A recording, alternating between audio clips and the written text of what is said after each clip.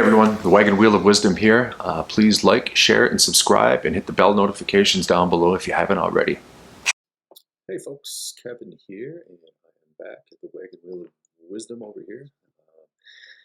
As I had said earlier in an earlier video, that my camera is broken, so I'm gonna wait for that to get fixed. But it's good to be back and good to be in front of the camera here. And got some new things to talk about along this fun-filled journey that we're on here. So I think I'm just going to get right to the point here. And previous video, I had mentioned a woman had talked to me at a store, and I had talked about the story that I'm going through and we're going through, and she had mentioned after I had said how just stuck I currently feel, and she said one word, and she said the word pivot.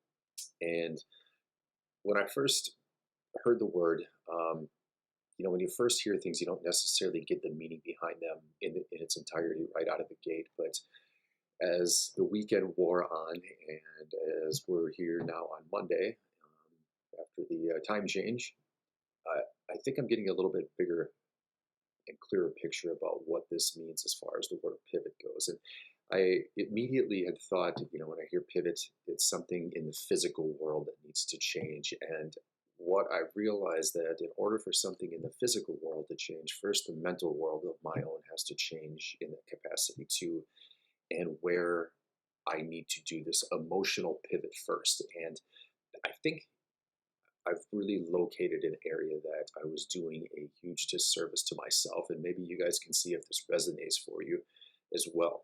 And I can go back throughout any day throughout the course of this, and what has been occupying my mental space the majority of the time, this breakup.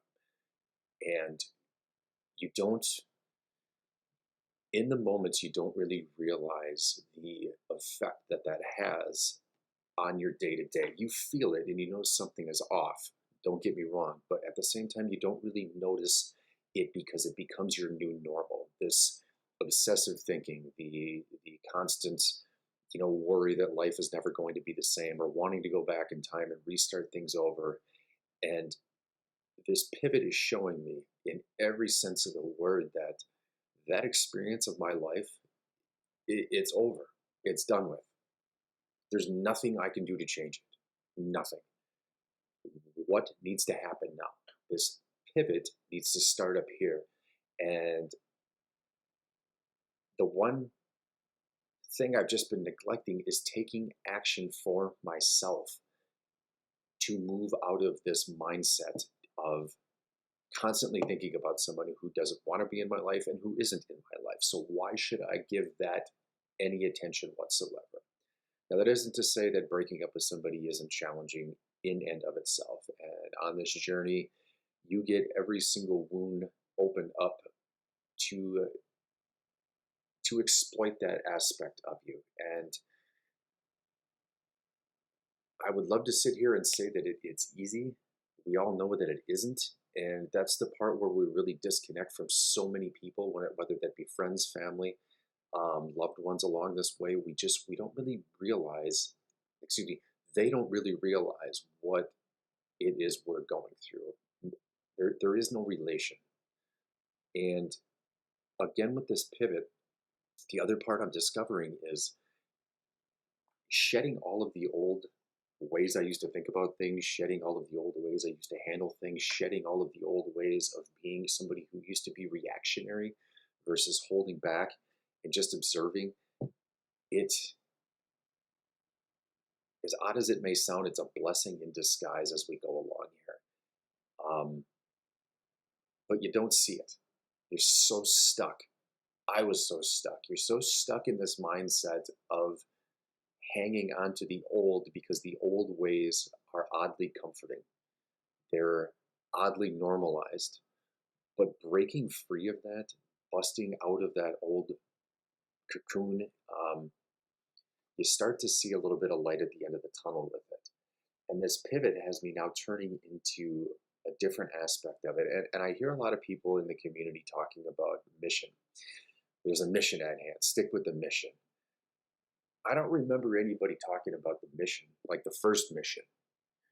In order for you in your missionary ways to be good to anybody else out there, that first mission has got to be taking care of you and your way of thinking and changing that.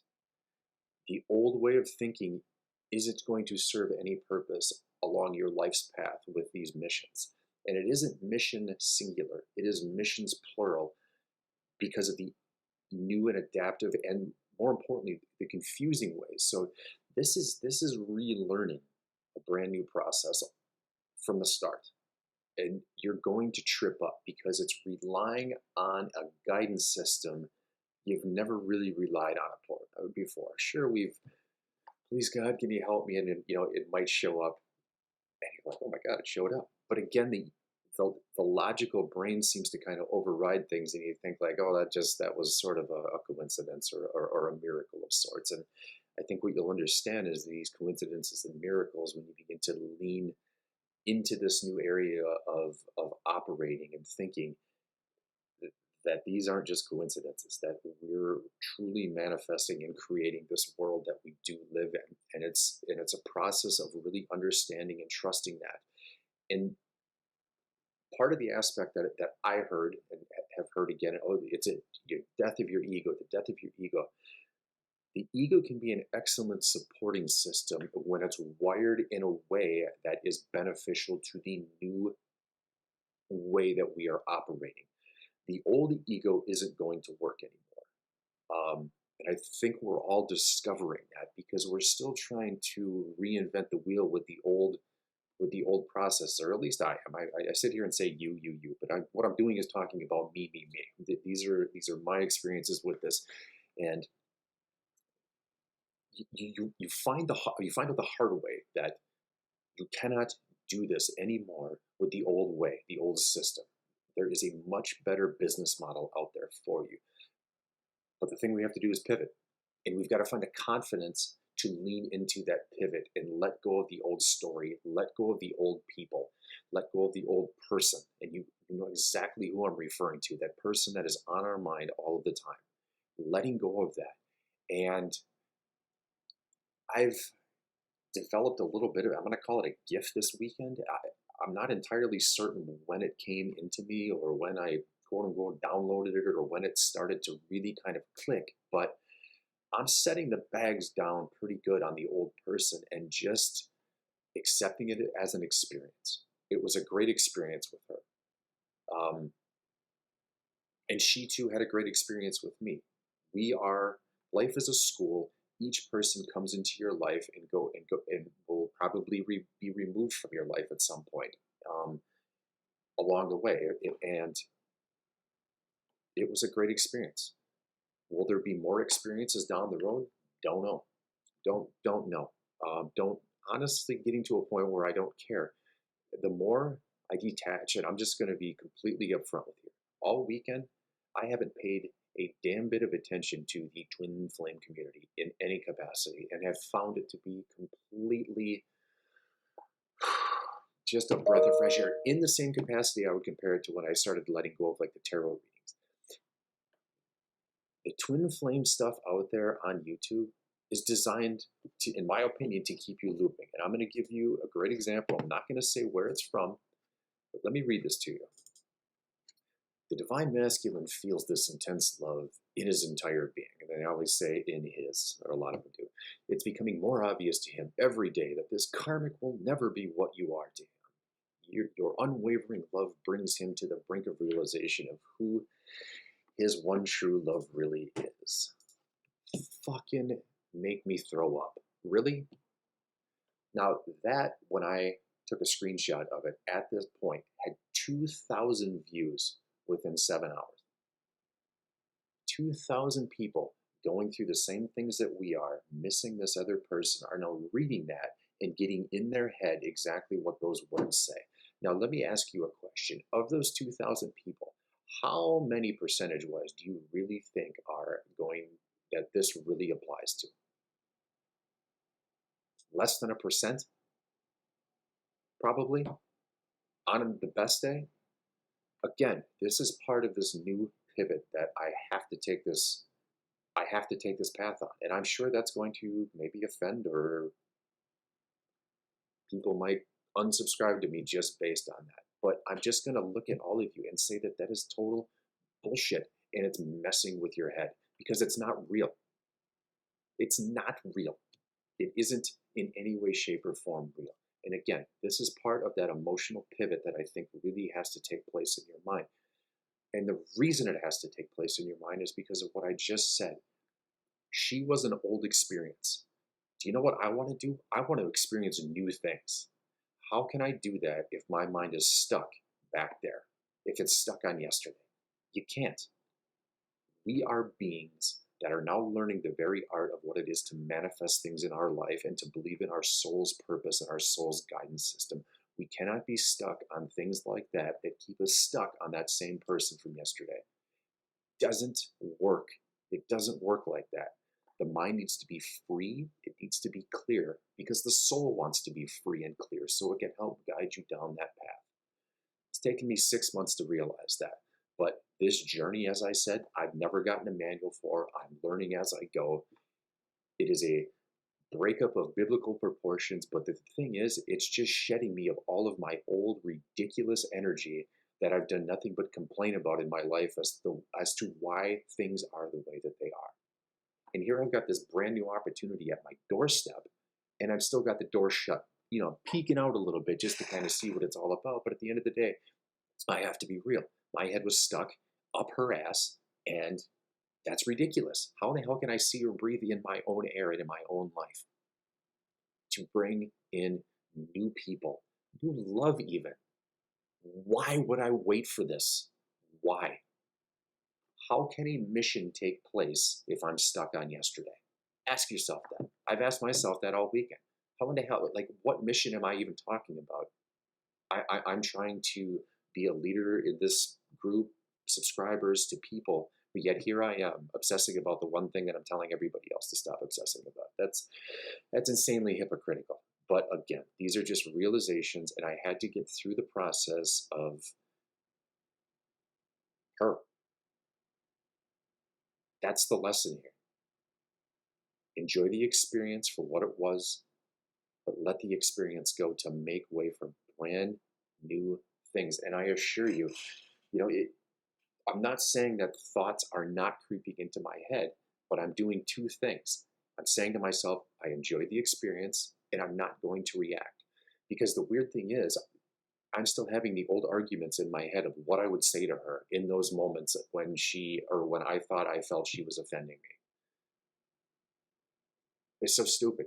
It's such a waste of time. It's such a waste of mental capital because I could be stepping into my own power and leaning into my own power, but I am instead giving my power away to somebody that doesn't want to be in my life.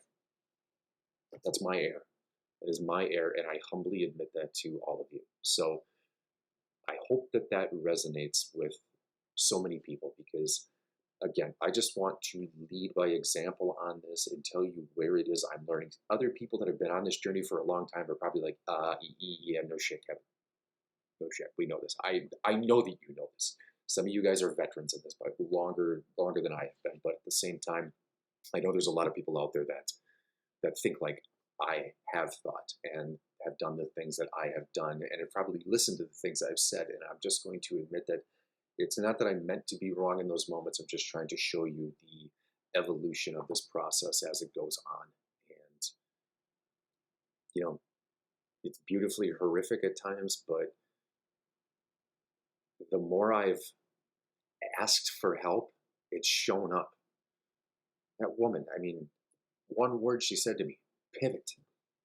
One word has changed my entire life, my entire outlook. One freaking word. While on my way to the store, I was cursing out God loudly in my car.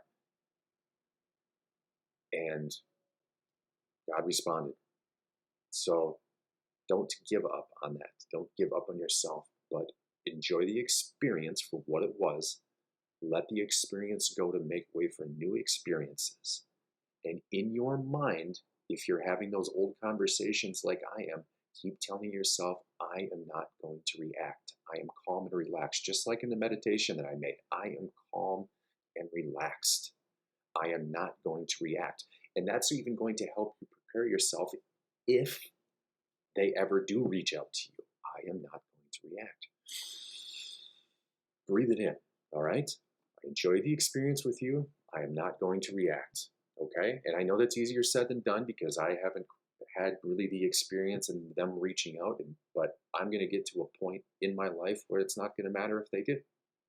It's not going to matter if they do. I've got a life to lead. I've got a son to raise. I've got so many things to talk about to the world. I've got gifts to give. And there's a mission at play. Don't know what that mission is, but it'll show itself and reveal itself in due time. Right now, mission number one here, just like all of you, that's your first mission, to get out of this mindset of waiting for an individual that isn't showing up in your life. You need to show up in your life in place of that individual because they're taking up way too much mental space right now. Way too much. And I read it in the comments. I hear it in my words when I've talked about it in old videos. And I've even gone back and for the first time listened to some of those. Most of these I just put up without ever actually re-listening to it. Maybe I should start eating my own advice at times. So anyway, I just want to talk about that. I didn't realize that 16 minutes of me blabbing on right now already. But take care of yourself, okay? Enjoy the old experience for what it was. Make way for new experiences. Keep telling yourself, when that mental chatter starts up here, I am not going to react, and see how you feel. Later, guys.